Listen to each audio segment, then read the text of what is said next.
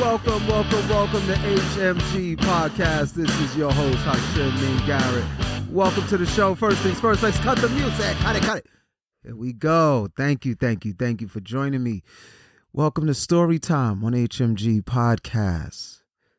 We'll jump right into episode 2 on season 2, talking about Saira Sher.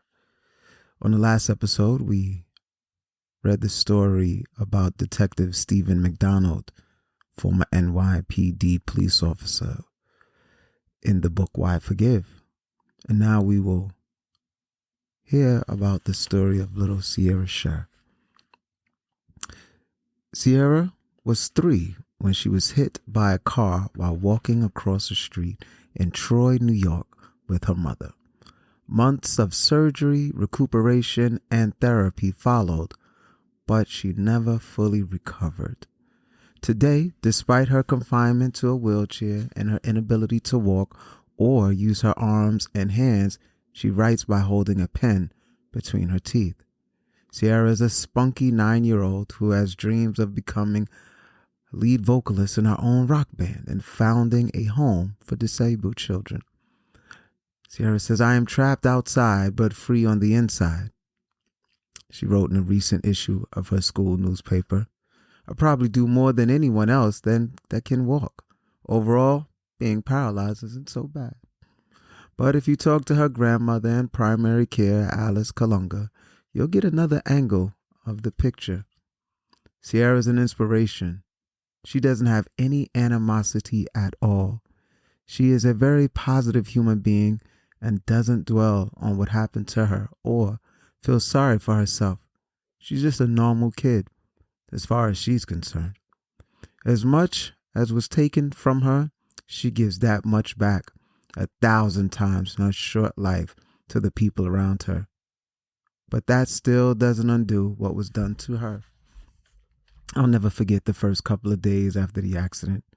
We were up in Albany in the pediatric ICU, and there were a lot of people milling around with their children. But there were 2 young men there who kind of stood out because they were always there watching me. Finally, one of them approached me and asked if I was related to the little girl who got hit by the car. I said I was. Then he asked me if I was her grandmother. I said yes. At this point, I asked him who he was, and he said he was the man who had hit her. I was stunned. Then he asked me if I could forgive him. When I tried to put myself in this stranger's shoes and think how devastated I would feel if I were him, I knew right away I had to forgive him. So I did. Then I hugged him. Just at that moment, my daughter came out of the ICU. She was horrified to see me talking with this man and was very angry at me. She started telling me how the accident had happened, how the driver had been so impatient. He had driven around the vehicle in front of him, which had stopped for a traffic light, and run into her and Saira. Then, trying to flee the scene, he had accelerated and hit Saira a second time, breaking her neck and crushing her spine. At first, I couldn't believe it. I said, nobody would do anything like that. But I soon found out that my daughter was not exaggerating. I was so horrified. I felt like I had been raped. I had been robbed of my forgiveness by a man who wasn't the least bit entitled to it. Alice says that despite her shock and the fury of her daughter, who told her she had no right to forgive anyone for what happened, she is certain she did the right thing. As angry as some people are that I did it, in my heart, I know I forgave that driver for the right reason, even if I was just going on instinct. I can honestly say that if I had not forgiven him in that particular moment, I might never have been able to. It's so clear to me now that he didn't deserve it. But if I were him, if I had done what he did, I know I would still want forgiveness. That's how I was thinking when I originally forgave him. Of course, since then, I've found out a lot more about that driver. He's continued to flout the law and to do bodily harm to others without showing any kind of remorse. Last I heard, he had 37 violations on his license. When he hit Saira, he had already had 19. Lord only knows what else he has done. Alice says it's a daily fight to hang on to her initial offer of forgiveness. But she also says that the struggle has made her a stronger person. It's taken me such a long time to get over the feeling of having been used. A long time. But I have gotten over it. I don't think he'll ever be worthy of my forgiveness. Still, I can carry my burdens a whole lot easier now than when I had to carry my anger around as well. And because of that, I can live a better life and give my energy to someone who deserves it. Someone like Saira. By illustrating the power of forgiveness in their own lives, people like Stephen and Alice make exemplary models for others who want to forgive. But ultimately, they are just that, models. And if their stories are to be of any real use beyond merely edifying us, we must find the points at which their journeys intersect with our own. Obviously, the road to healing and wholeness cannot be the same for everyone. Everyone moves at his own pace, and there are different paths to the same destination. Some people find strength to forgive within themselves, others through the help of those around them. Some are able to forgive only when they recognize their own inadequacy and turn to a higher power. Still others are never really able to forgive at all.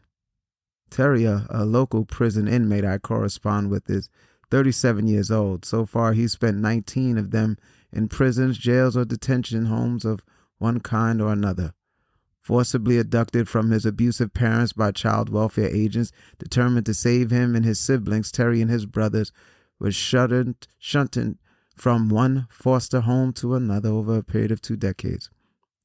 In one foster home, Terry was secretly beaten by the woman in charge. At another, repeatedly raped by older roommates. Yet another home, the priest who ran it molested him. Multiple escapes were followed by multiple recaptures, which were followed by days of solitary confinement in a locked room. His food passed through a slot in the door, and nothing to wear but undershorts. Terry has spent so much of his life on drugs and alcohol that parts of his youth are only a blur. He has attempted suicide too many times to count. Still, he yearns to forgive the people who have made his life the hell it is, to forgive himself for the stupid choices he recognized that he himself made along the way, and to be forgiven for the crimes, the burglary, and the drunk driving that have landed him in jail. I'll sit and tell you every one of my sins, and I am truly very sorry for every one, even for the ones I'm not even aware of. Believe me, I've got a good heart. I'd give whatever I have if someone asked me. I love other people, but hate myself. Does that make any sense? It hurts me to see someone else hurt, but at the same time, I've hurt every person I've ever loved. Are all my emotions directed in the wrong place, or am I just a real screwball? To be honest, a lot of my problems have to do with holding on to grudges. I do not know how to let them go. There's so much pent-up anger in me, so much hate and bitterness inside. I'm just not able to truly love. Nothing seems to be able to block the demons in my head or take away the unexplained pain I feel each and every day. When I'm with other people, I can fake it. I joke around, I laugh, but once I'm alone, I get sober and all those feelings, loneliness, abandonment, revenge, suicide, come welling up and take hold of me. I've undergone psychiatric counseling. I've been through rehab and halfway houses. I've been on every medication there is, but nothing works for me. Nothing. I begged Jesus to come into my life so many times, and part of him has, or I wouldn't be writing this letter to you. But how do I get rid of all the crap that takes up so much space in my mind? I feel like I'm unable to make a conscious decision to stop hating. My childhood is over and done, I know, but I am still pissed off at my parents because of what they did to me, and my brothers when we were kids. Sometimes I lie in bed at night dreaming about how I'd punch them in the face if I ever saw them again. I know the Bible says, honor your father and mother, but I can't. I try to. I try very hard. But I just can't let my anger go. I am so messed up by my childhood. Last time I saw my oldest brother, he was dying of AIDS. Another brother has been in a mental hospital for 40 years now. Another lives upstate and beats the hell out of his children like dad beat the hell out of him. I've called the child protection agency on him several times. I pray for forgiveness. I pray for other people. I pray that God can help me to become the person he wants me to be. I pray that I can accept anything thrown at me in the course of a day. I pray that I can accept who I am. I need to learn how to rid myself of the hate I feel because it's killing me. One of my biggest fears is dying in this prison. I'm scared my soul would be stuck here. I honestly want to forgive those I hate, including my parents. Even though dark thoughts enter my mind all the time and I have to pray daily to remove them, I see my own need for forgiveness too.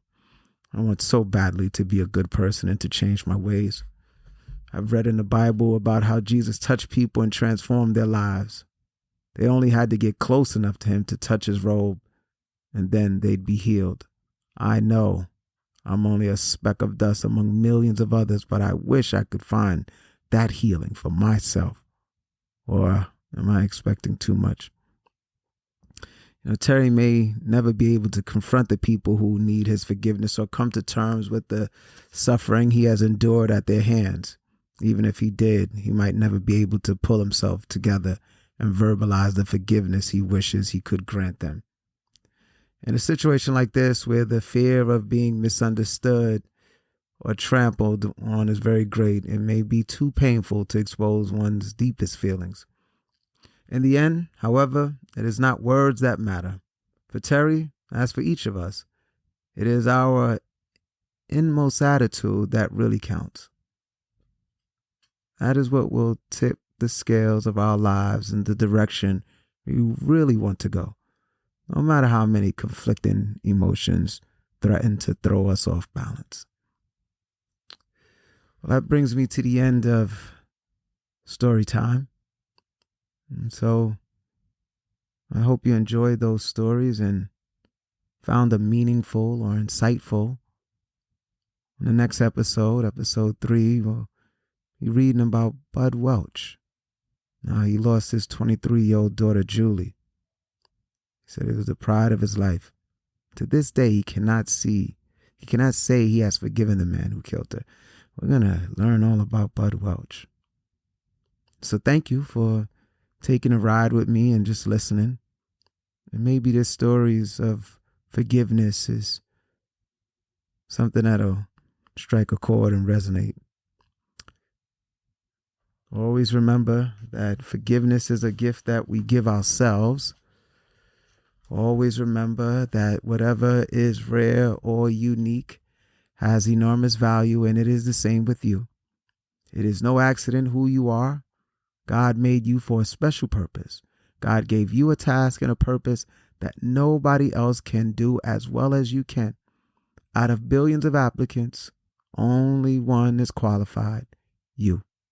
Only one has the right combination of what it takes. That one is you. You are very special. Stay well, stay blessed. Thank you for joining me on HMG Podcast Storytime. Hashim Garrett signing out.